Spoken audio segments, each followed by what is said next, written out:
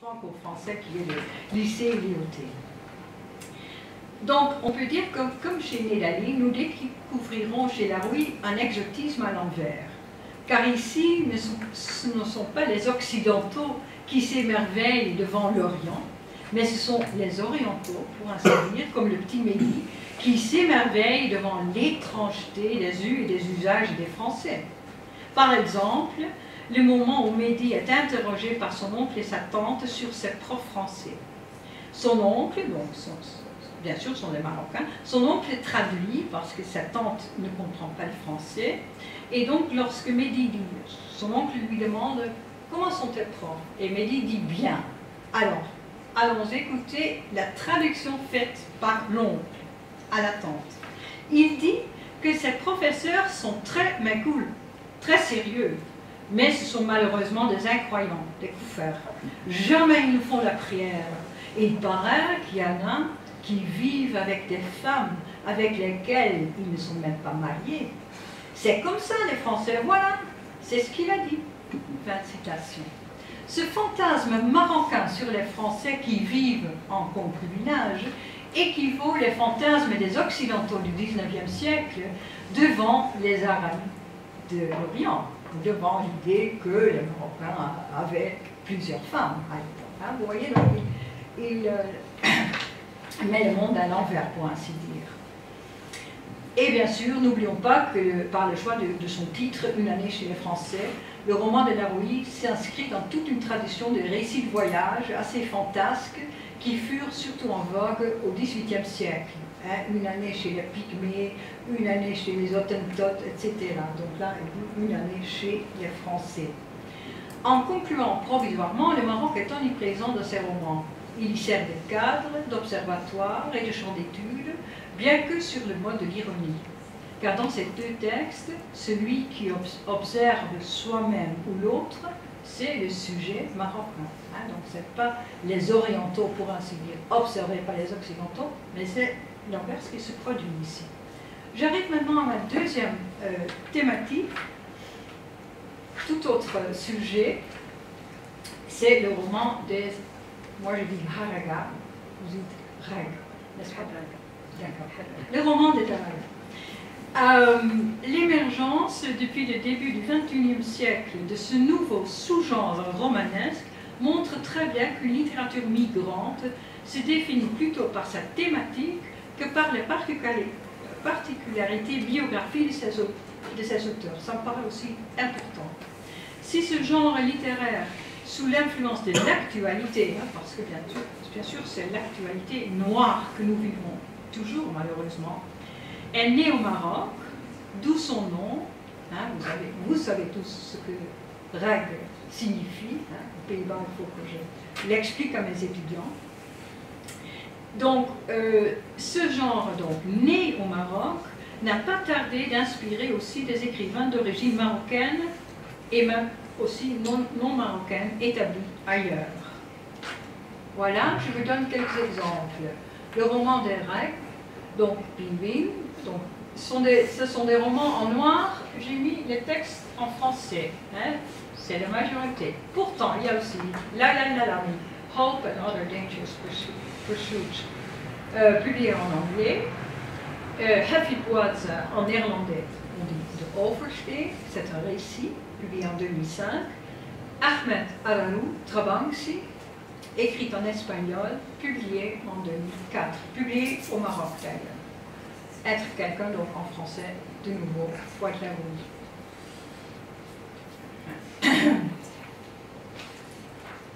L'un des premiers textes dans ce genre, Les clandestins de Youssef Amin El Alami, auteur marocain francophone, paraît d'abord au Maroc, puis en France.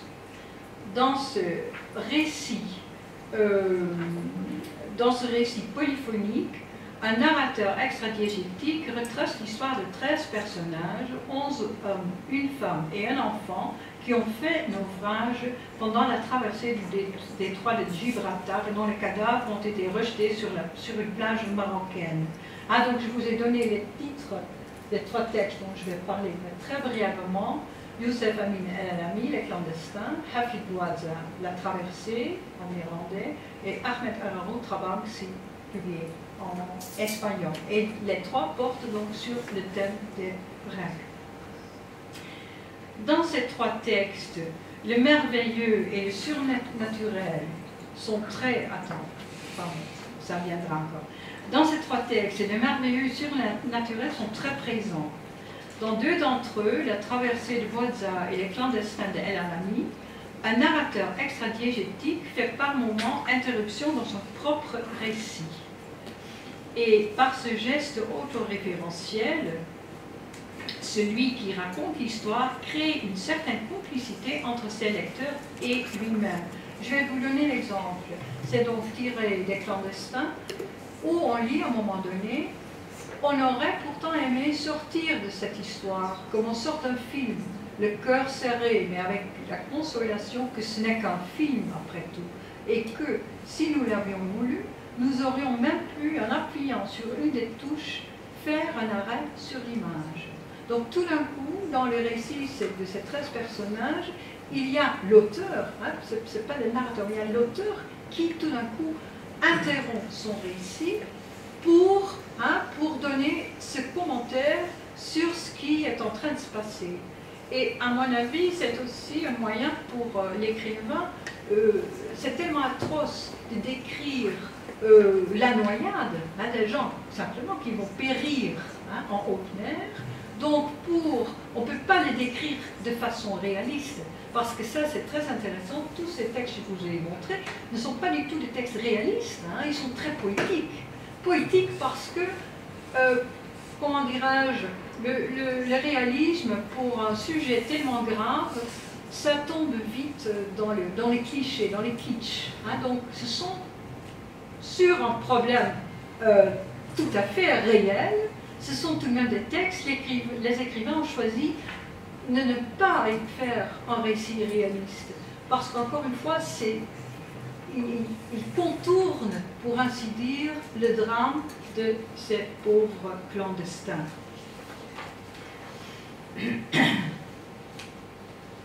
Sur ce point, le texte d'El Alami est comparable à La traversée de Bouazza, donc qui est écrit en néerlandais. C'est un peu compliqué, je passe vite, mais là aussi, à un moment donné, il y a un jeu intrusif, hein, pour ainsi dire. Regarde les naviguer sur la rive de ma règle. Le mot rive, c'est un mot compliqué, c'est un moyen pour raccourcir les voiles. Donc c'est un terme emprunté à la navigation.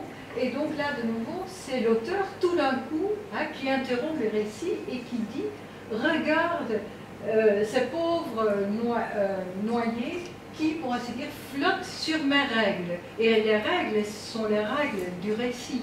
Hein, donc il y a un mélange entre le récit, ce qu'il a mis sur le papier, et bien sûr notre image dans notre tête de ces pauvres gens qui sont en train de mourir. Donc c'est un, comment dirais-je, un moyen comparable pour nous dire c'est la réalité, mais on prend une certaine distance pour ne pas décrire une réalité au fait qu'on ne peut pas décrire littéralement. Hein. La noyade de quelqu'un d'autre, on ne peut pas la décrire littéralement. Hein. Ça ne marche pas. Troisième exemple, c'est Trabanksi. Bon, ça c'est... Et je vous ai donné une citation d'El Alami. Là-bas au loin, sous un ciel gris, c'est Asila, il y avait l'Espagne, Zvania. Hein, donc voilà, c'est des personnages qui rêvent de faire la traversée. Le récit d'Ararou, donc écrit en espagnol, Trabanksi, le protagoniste, a comparé à Ulysse. Mais à l'opposé de l'héros mythologique, Trabanksi n'abandonne pas son Ithaca. Il construit un bateau, mais avec ce bateau, il fait un voyage, non pas vers l'Espagne, mais à travers le temps. Et lorsqu'il remonte en arrière, il explique à ses lecteurs, aux Marocains, que le nord du Maroc et l'Espagne ont une histoire en commun, hein, et qu'au fait, les merveilles de l'Espagne, on peut les trouver aussi au Maroc, parce qu'il y a ce passé en commun.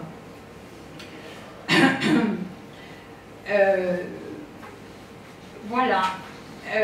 Donc, au fait, Trabanksy, encore une fois, un récit très poétique, mais écrit pour dissuader les jeunes compatriotes de Trabanksy, je crois qu'il habite Larache, pour les dissuader de traverser, parce que c'est dangereux, parce que de l'autre côté, c'est vraiment pas le paradis, mais pour leur dire aussi, mais écoute, c'est ici où se trouve aussi l'Espagne, de l'autre côté, du côté sud de la Méditerranée. Donc trois récits très différents, tous les trois très poétiques, et encore une fois sur un sujet vraiment très noir, très triste aussi. Donc les trois s'en défendent expressément de vouloir créer l'illusion du réel, car, encore une fois, aucun réalisme littéraire ne s'approchera jamais, même de loin, de la vérité horrible de la noyade. Soulignant ainsi le caractère illusoire de leur fiction, les auteurs témoignent d'une prise de position qui se veut avant tout éthique, tout en évitant le kitsch. Voilà. Est-ce que ça va encore? Enfin, c'est chaud. Bon, encore un dernier exemple, et puis après, on va conclure. Voilà. Mon dernier thème. C'est le thème que j'ai appelé non pas le roman du terrorisme, parce que je trouve ça un peu bizarre, mais le roman du devenir terroriste. C'est tout de même nuance. Et donc la grande question est de savoir comment les fictions peuvent-elles mettre en mots le devenir terroriste d'un personnage. Et là aussi, c'est un thème que l'on retrouve très souvent chez de jeunes auteurs marocains, mais qui, après, a aussi inspiré des auteurs qui écrivent dans d'autres langues et dans d'autres pays. Pour l'instant, je me suis limitée à des auteurs francophones, des textes que vous connaissez peut-être, qui valent la peine en tout cas. Youssef Amin El Alami, Oussama Mon Amour, Abdelet Taya Infidèle, paru chez Seuil en 2012, Mohamed Nelani Le Nouveau, Evelyne ou le Djihad, qui a été publié quelques mois seulement, et Foyaroui, ce 20 combats que tu livres au monde, également publié en 2016. Bon, je vais bien sûr vous parler de tous ces textes, mais juste quelques exemples.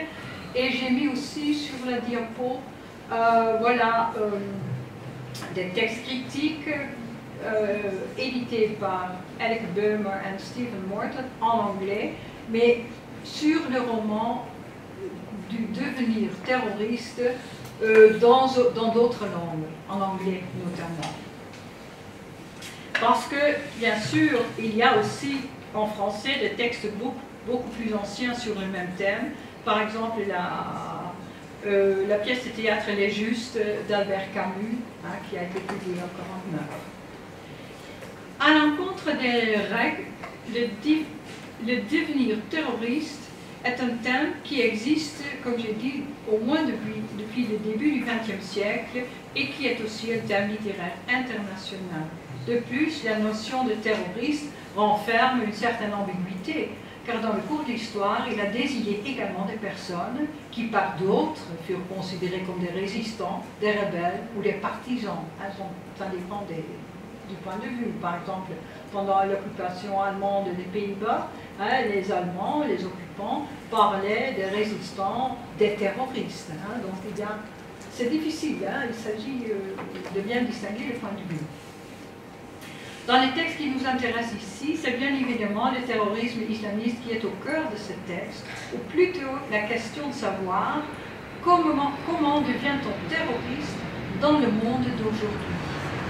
C'est la question qui travaille Brahim, le père de Mustafa dans Oussama Mon Amour, mais elle sous-tend aussi le récit de Nelani ou de Taya, pour me limiter à ces deux romans, Evelyne ou le Djihad et Infidèle. La question fondamentale est la suivante: si le thème du devenir terroriste est un thème international qui ne se limite pas aux auteurs euro-marocains, Où réside la marocanité de ce texte en question?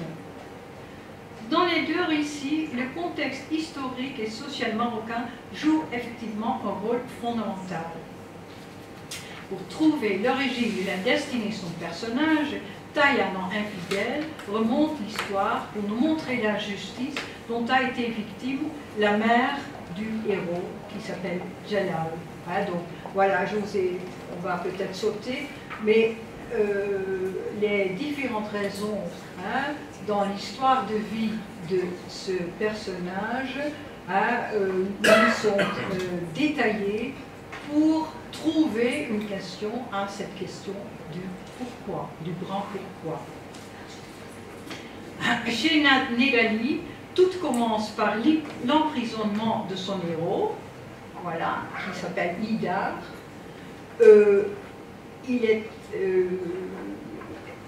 Nedali nous montre aussi l'arbitraire du système judiciaire au Maroc.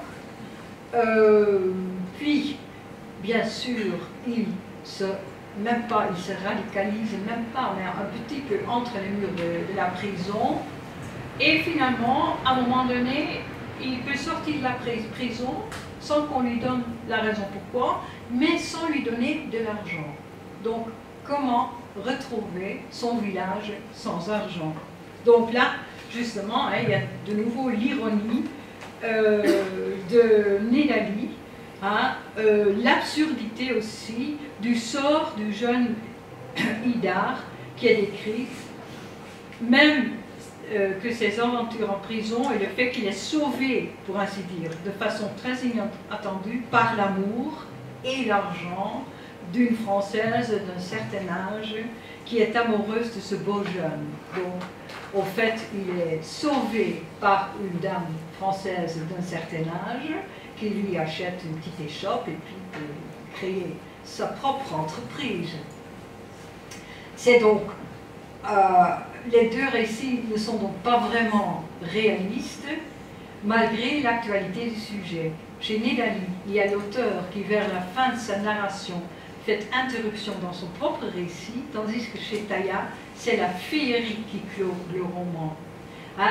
Nedali dit cette Française qui n'était pas belle du tout, elle était vraiment moche, elle était à la recherche d'un un bel homme au Maroc, mais il ne faut pas la critiquer parce qu'elle a sauvé aussi, avec son argent. Bon, ça se discute, mais en tout cas, et c'est aussi décrit avec beaucoup d'humour.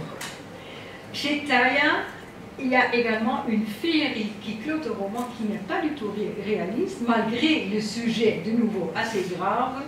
Les deux amoureux, finalement, ils posent la bombe, mais sans faire de victimes. Mais eux, les deux sont morts. Mais en tant que martyrs et homosexuels, ils seront dispensés des 50 vierges lorsqu'ils arrivent au ciel, et en plus ils découvrent là-haut que Dieu est une femme et qu'elle s'appelle Marilyn Monroe.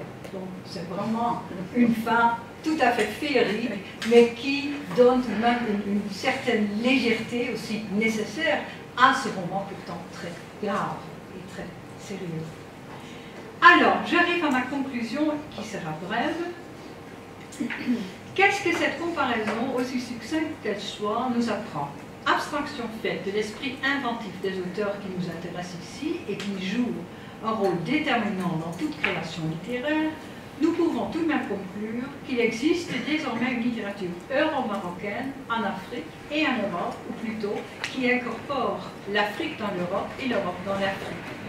Cet amalgame se produit au niveau des thèmes, comme l'illustre le roman des Aragas, mais aussi au niveau du style et de la langue d'écriture.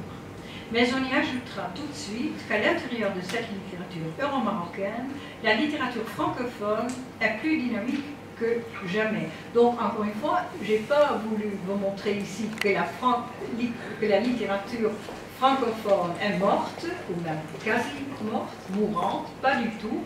La littérature francophone du Maroc se porte extrêmement bien, mais il est tout de même intéressant de savoir qu'à part cette littérature francophone, il y a d'autres littératures marocaines écrites dans d'autres langues européennes. Pourtant, dans ces autres langues européennes, nous assistons à un phénomène relativement nouveau, aussi au niveau de la langue d'écriture, parce que je ne vous ai pas encore parlé de la langue d'écriture. C'est l'introduction de l'arabe dialectal, non seulement dans les textes écrits en français, mais aussi dans les textes écrits en néerlandais. En témoignent plusieurs textes de l'écrivaine Rachid El Amrabet ou la Belge de souche s'expriment en arabe dialectal, en Derija, tandis que l'auteur néerlandais Assis Enan nous présente des personnages marocains qui corrigent le français des Néerlandais autochtones, parce que les Marocains parlent beaucoup mieux le français en général que les Hollandais. Donc ils sont en train de corriger le français des Hollandais. Dans l'un des poèmes, pour terminer, le Fouad Laoui, parce qu'il écrit des poèmes en néerlandais, donc c'est un poème en néerlandais, on retrouve ces deux mots, Holland Festival. Ça veut dire, au fait, c'est Holland Festival, mais sous la plume de Laoui, auteur francophone établi aux Pays-Bas, l'anglais omniprésent en Hollande s'arabise ou se marocanise sous le regard des immigrés. Le concept d'une littérature euro-marocaine, comme je le conçois, permettra non seulement d'étudier le Maroc dans et depuis l'Europe, et l'Europe dans et depuis le Maroc, mais aussi de mettre en contraste le Maroc et l'Europe. Car bien que la tragédie des rêves, pour ne pas parler du drame des réfugiés dans son ampleur actuelle, nous concerne tous sur le plan humanitaire, c'est à la littérature de dévoiler des pans restés largement invisibles de cette histoire. Ainsi, l'idée que les clandestins d'aujourd'hui, à la manière des travailleurs immigrés d'autrefois, seront peut-être les touristes de demain, rend un peu moins pesante le drame des réfugiés que nous vivons actuellement au Maroc et en Europe.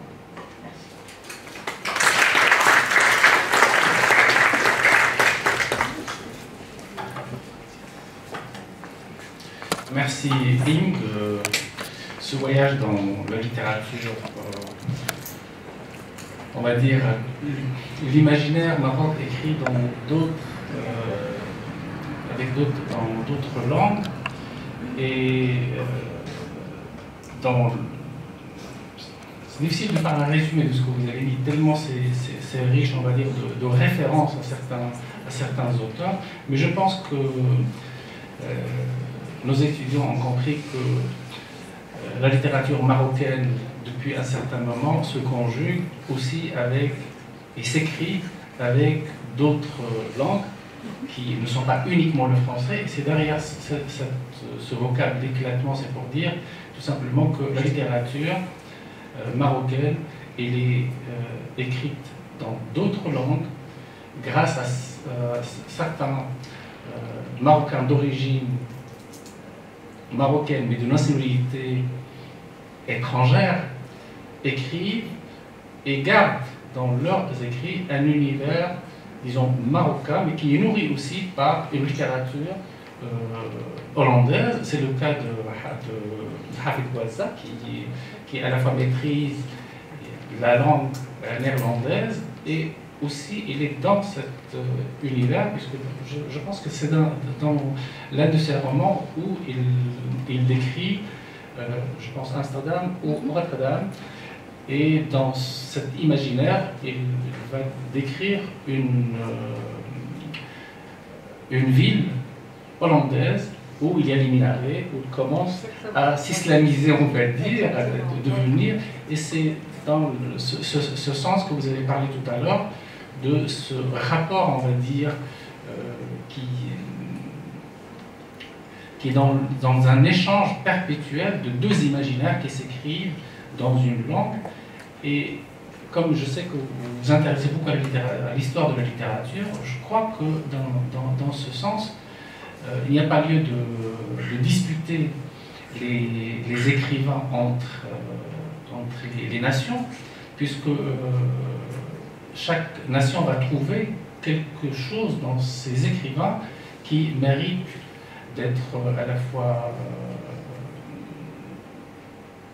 pris dans le sens d'appartenance nationale, mais en disant nasserien, c'est-à-dire qu'il appartient à la fois à la Hollande, s'agissant des écrivains qui écrivent en irlandais, mais qui appartiennent aussi aux Marocains, puisqu'ils sont d'origine marocaine, et pas simplement, puisque que ce soit en Hollande, que ce soit en Espagne ou dans d'autres pays, on considère aussi cette littérature par rapport à l'écrivain qui l'écrit, pas simplement vis-à-vis de son contenu. Et c'est pour ça, vous avez parlé tout à l'heure d'une littérature roman. Moi, je parlerai, puisque la littérature parle de l'émotion, elle parle de l'homme, pourrait, comme dira vous l'avez souligné tout à l'heure dans votre intervention, on pourrait parler d'une littérature universelle, puisque toute littérature tout écrivain, je pense à cette prétention quand il écrit, d'accéder à l'universalité, et par la même, quand on dit universalité, c'est une reconnaissance par le plus grand nombre des personnes qui souvent se reconnaissent dans son écrit. Donc je ne vais pas m'attarder beaucoup sur, bien que j'ai des questions, on va tout à l'heure discuter avec ma collègue Im, mais je céderai d'abord la parole à nos étudiants et nos collègues qui se trouvent dans la salle, si vous avez des questions, des interventions, des points à approfondir. Vous avez la parole. Est-ce qu'il y a un baladeur? Micro-baladeur, vous l'avez? Oui. On commence par Fouad. Je prends une liste. On va essayer d'être un peu libre. Vous levez la main et vous prenez la parole, ça sera mieux. On attend juste le baladeur. Vous le donnez à mademoiselle. Là.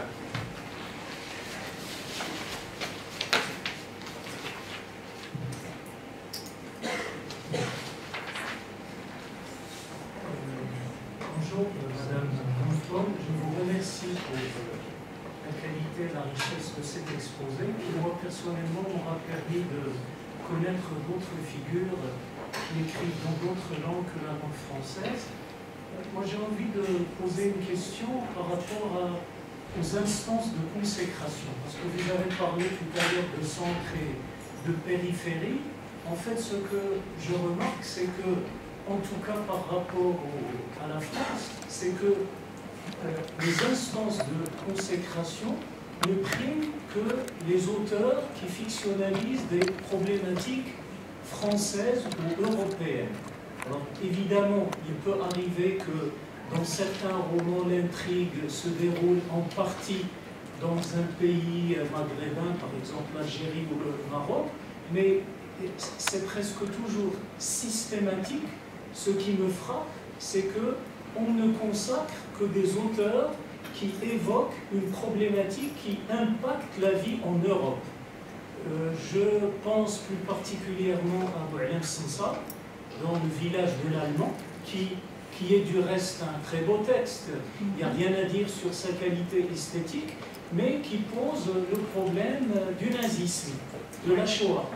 Je pense à Boualem Sansal dans 2084, qui, en ce qui me concerne personnellement, je ne trouve pas que ce soit un très beau texte sur le plan esthétique, mais parce qu'il évoque les questions de l'islamisme qui s'invite un peu partout en Europe, qui alimente l'idéologie de l'extrême droite, qu'il s'agisse en France, aux Pays-Bas, en Autriche, ou dans les pays scandinaves, se voit l'objet d'un débat qui en souligne l'importance en Europe. Et donc, je pense que, c'est un avis personnel, je pense que dans les pays du Maghreb, et plus particulièrement au Maroc, ce dont on souffre, c'est d'une certaine indépendance des instances de consécration.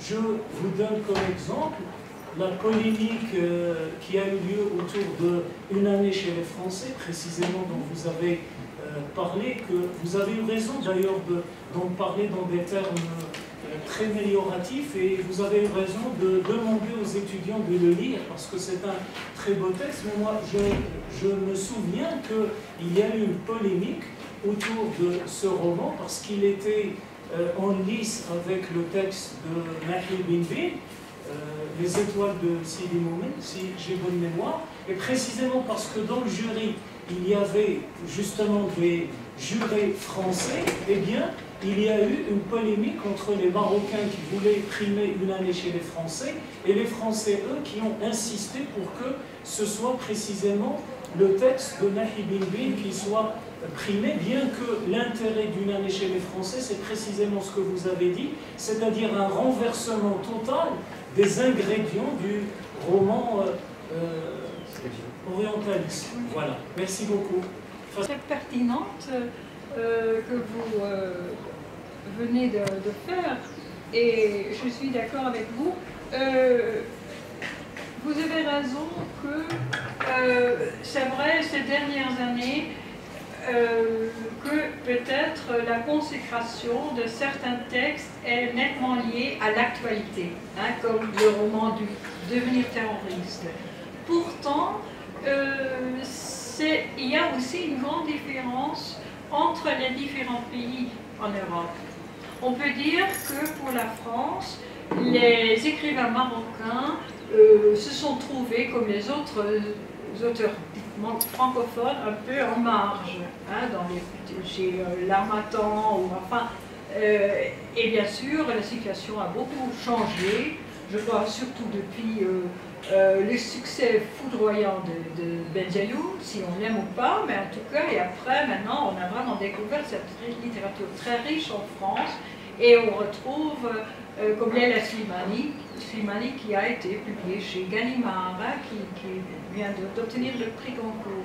Pour les Pays-Bas, c'est différent, c'est-à-dire ces jeunes auteurs ici, issus de l'immigration marocaine, ont été consacrés, mais vraiment tout de suite. On peut même dire qu'il y avait une certaine demande.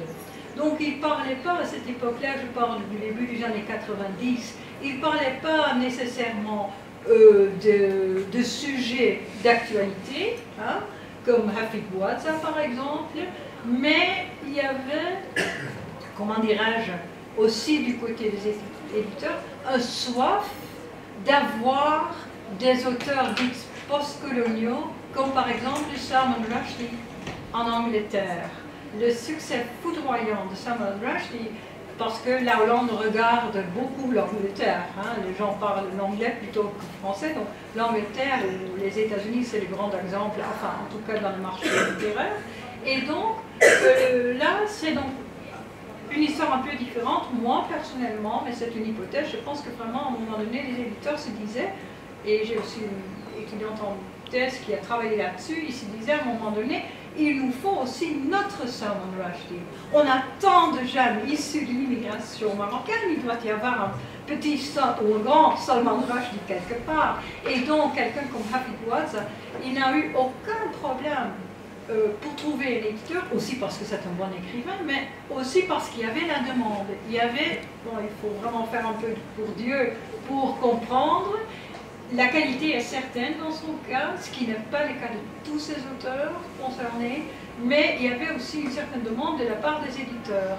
Et cela, je crois, était moins le cas en France. Mais bon, c'est un avis personnel. Mais merci de votre remarque. Et aussi, je ne connaissais pas cette histoire de cette rivalité entre une année chez les Français et le roman de Bin-Bin, parce que c'est effectivement assez curieux, parce que c'est vrai qu'à mon avis, le texte de Fouad-Laroui, c'est pas un roman tout simplement sur le lycée Léoté, hein, et la gloire de la culture française aux Pays-Bas, au Maroc, pardon.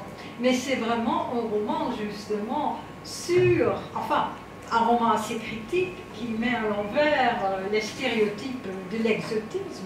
Hein, qui regarde qui? On peut dire que le petit Mehdi, dans son lycée français, c'est un petit ethnographe, hein, qui travaille sur le terrain, qui a donc ce lycée français. Merci beaucoup.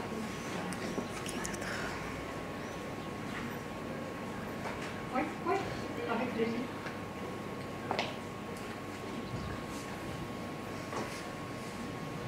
Bonjour, merci. Puisque vous allez parler de littérature marocaine, on doit d'abord s'interroger sur l'origine de cette littérature.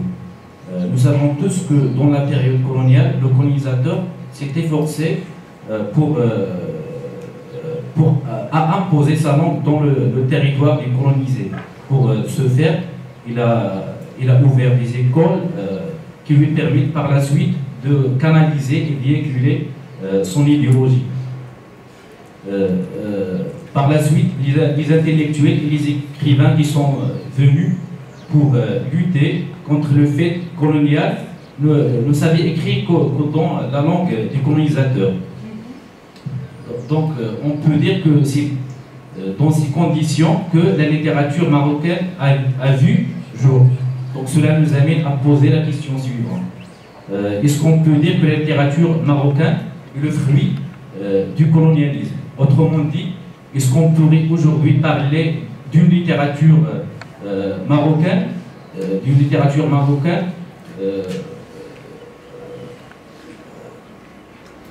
sans colonialisme?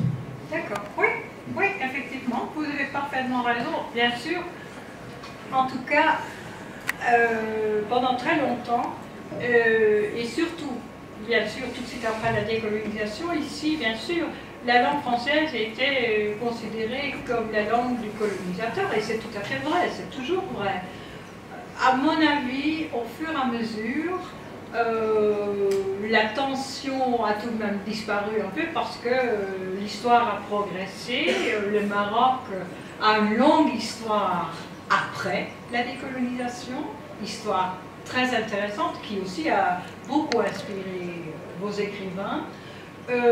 On pourrait dire peut-être pourquoi continuer, si c'est ça votre question, d'écrire en français. À mon avis, il y a plusieurs raisons et personnellement, je suis très heureuse, non pas seulement parce que l'université me paie pour cela, mais aussi parce que c'est vraiment une littérature qui se porte très très bien en ce moment. Hein. La littérature francophone du Maroc, en fait, elle n'a pas disparu après la colonisation, c'est bien le contraire. C'est une littérature vraiment de très haut niveau et qui prospère, qui prospère. Vous avez aussi ici des maisons d'édition qui publient des textes, bien sûr, en arabe et en français, comme le Fennec, par exemple, qui est un excellent éditeur littéraire, ici basé au Maroc. Donc, oui, il faut, à mon avis, il ne faut pas oublier que ce soit à l'origine la langue du colonisateur qui a été imposée aux Marocains, c'est tout à fait vrai, mais en même temps, après tant d'années, on peut se dire, mais c'est aussi un atout, parce que vos auteurs qui écrivent en français trouvent un public beaucoup plus large que nos auteurs qui publient en néerlandais, qui est une petite langue. Vos auteurs sont lus au Québec aussi, hein, ou en Afrique francophone, Sénégal, parfois au Côte d'Ivoire, où le français est resté la langue officielle du pays. Donc voilà, ça les assure tout de même un succès mondial, comme ils écrivent dans une langue qui est lue dans beaucoup de pays. Hein, voilà, ça pour moi, c'était pour ça que j'étais un peu surprise de trouver qu'il y avait justement des jeunes issus d'une immigration, par exemple parfaitement hispanophone ou francophone, et qui pourtant choisissent le néerlandais comme langue d'écriture. Parce qu'encore une fois, si on écrit en néerlandais, on a lu aux Pays-Bas et dans la moitié de la Belgique, et c'est tout, c'est vraiment, hein, il n'y a pas relativement peu de lecteurs, sauf bien sûr si on est traduit. Mais Hafid Bouazza, par exemple, il y a, je crois, 2 textes de lui qui ont été traduits en anglais, et c'est tout. Voilà, donc, mon regard, c'est peut-être un peu plus nuancé que le vôtre. Oui, c'est vrai, ça vient du colonialisme, mais maintenant, 50, 60 ans plus tard, je crois que c'est un atout. Et aussi parce que ces auteurs marocains ont fait énormément de choses aussi pour créer leur français. Il ne faut pas oublier ça non plus. Hein. Ce n'est pas forcément le français du lycée Léoté, hein, mais c'est un français retravaillé, marocanisé, enfin, algérianisé, que sais-je. Voilà, donc ça aussi, à mon avis, c'est positif, finalement.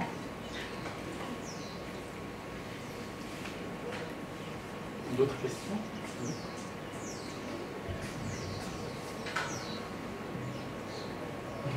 Je voudrais d'abord vous remercier. Comme vous le savez, la littérature marocaine d'expression française a été folklorique et dès les années 80, elle est devenue sociale. Est-ce qu'on ne peut pas dire que les écrivains d'originalité marocaine, en écrivant dans d'autres langues que le français, ne font que retracer le chemin déjà tracé par leurs semblables qui ont écrit en français, à savoir la recherche de l'identité et la réanimation du rapport avec le pays natal. C'est une excellente remarque. Je n'avais même pas pensé, mais vous avez parfaitement raison. Il est encore un peu difficile parce que, bien sûr, pour la littérature marocaine francophone, on peut remonter à Sefroui hein, pour retrouver ce folklorisme. Hein, c'est un très bon écrivain, mais effectivement, dans ses textes, hein, il explique le Maroc, ses coutumes, etc. On peut dire folklore au lecteur français. C'est tout à fait correct. Tandis que maintenant, et ça, je trouve ça un des points très forts de la littérature marocaine d'aujourd'hui, justement, ce côté social. Hein, vraiment comme Nedali, mais enfin, on peut citer une dizaine d'auteurs, ils s'intéressent tous justement à l'actualité marocaine. Ils sont parfois très critiques, très ironiques, mais aussi, et c'est pour ça que peut-être il faut le dire pas trop, je préfère peut-être la littérature marocaine à la littérature algérienne, qui est très différente, parce que la littérature algérienne, il y a beaucoup moins d'humour. Et ce que j'adore chez les auteurs marocains, ils sont très critiques, c'est tout de la société marocaine, c'est tout à fait vrai, mais il y a toujours l'humour, il y a la satire, on rit beaucoup, hein, malgré le fait que les faits décrits ne sont pas toujours très, très joyeux, mais voilà. Et cet humour, à mon avis, c'est la grande force de la littérature marocaine. Ce que vous venez de dire sur, dites par exemple, la littérature, disons, marocaine écrite en irlandais, c'est peut-être vrai aussi ce que vous dites. Que d'abord, ces jeunes auteurs, c'est un peu plus difficile parce que ça ne commence pas en 80 ou même en 60, je crois, pour Sefroui, c'est les années 50, les années 60. Cette littérature est vraiment une jeune littérature qui commence dans les années 90. Donc c'est plus difficile de voir si vraiment il y a une évolution semblable du folklorique au réalisme, des questions d'identité, de racisme, etc. Mais je pense que c'est vrai. Oui, oui. Excellente remarque. Merci.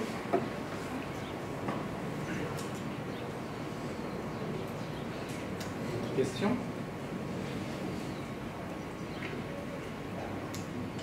Bien.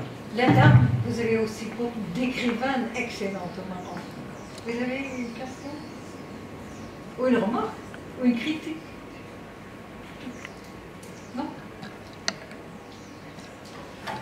Ok. Moi, je voulais juste revenir sur la question de la langue qui est toujours posée. Pourquoi écrite en français? Pourquoi écrite en arabe? La littérature marocaine, elle est riche parce qu'on l'écrit en arabe aussi, il ne faut pas l'oublier. Il s'écrit en français, il s'écrit en tamazight maintenant, et s'écrit aussi dans d'autres langues. Et je pense que la question de la langue qu'on essaie toujours de reposer, poser, pourquoi, surtout pour les écrivains qui écrivent en langue étrangère. On a souvent posé la question, j'ai assisté à...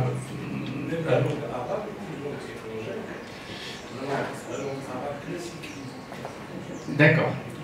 C'est un débat, on va dire. Mais disons, non. Qu'on écrit dans des langues étrangères, mais quand on écrit dans la langue classique, Alors moi, ce que je voulais dire, Kamal, c'est que les écrivains, en choisissant d'écrire dans une langue, ils vont choisir d'écrire dans une langue qu'ils maîtrisent le mieux.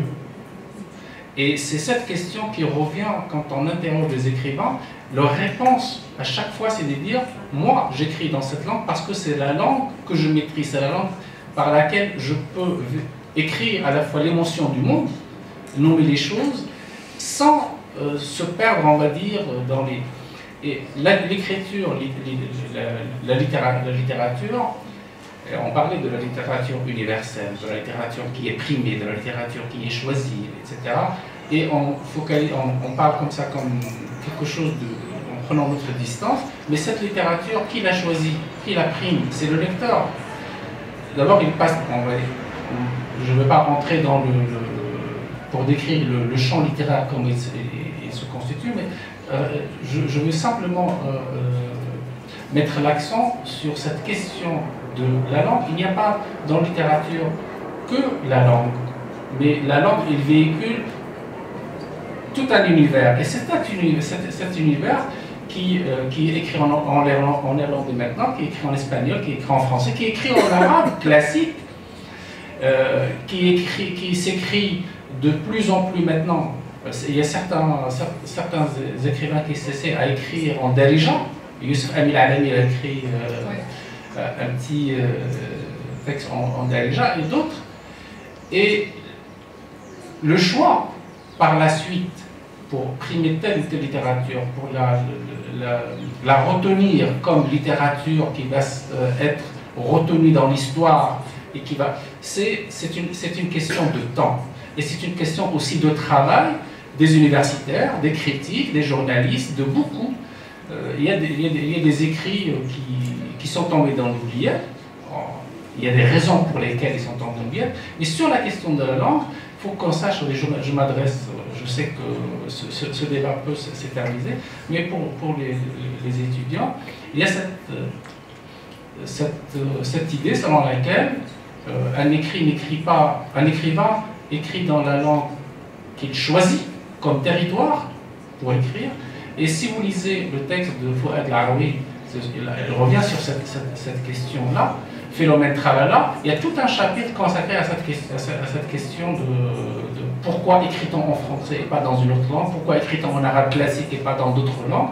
C'est une question, on va dire, qui est une question qui relève de l'histoire de l'écrivain.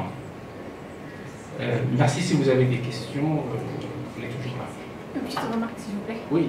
Je pense que la différence de la langue au niveau de l'écriture, c'est qu'on a écrit avec différentes langues, on peut plus envoyer des idées et des émotions.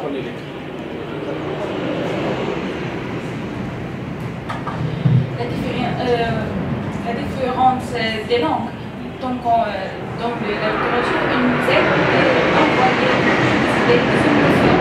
Par exemple, si j'écris à l'arabe, je ne sais pas si j'avais transféré mon idée, mes émotions bien, mais par contre, j'ai fait un mélange de langues, j'écris avec la langue française et la langue espagnole, ça, elle m'aide beaucoup pour faire transformer nos idées très mieux que l'utilisation d'une seule langue. Merci. Oui, ça c'est très intéressant parce que ce que vous venez d'expliquer, cette émotion, comment traduire dans quelle langue. Rachid El Amrabet, par exemple, elle a écrit Rachid El Amrabet, par exemple, là, justement pour traduire les émotions le plus près, rester de plus près des émotions. Elle a écrit un texte pour le théâtre en 4 langues. Donc les différents personnages dans son texte s'expriment donc en néerlandais, en darija, en français et un peu en espagnol. Et chaque fois, et curieusement, moi je ne maîtrise pas le darija, mais je comprends tout de même. Mais c'est pour mieux exprimer. Donc ça aussi, c'est très intéressant, ce mélange, le fait, disons, il y a 50 ans, on ne trouvait jamais de mots en darija dans un texte écrit en néerlandais. Donc ça aussi, c'est en train de changer complètement et c'est un phénomène tout à fait intéressant. Et j'espère que vous tous et toutes, vous avez travaillé sur l'humour dans la littérature marocaine. C'est vraiment un très beau sujet et un sujet gai, mais aussi très intéressant parce que ça me frappe vraiment. Hein. Ce sont de grands humoristes. Merci. Bien. Alors, en votre nom, je remercie ma collègue et amie Inge van der Poel pour cette excellente conférence. Et je lui donne rendez-vous et puis lui dire quand elle veut et sera bienvenue. Merci à vous, merci de votre présence.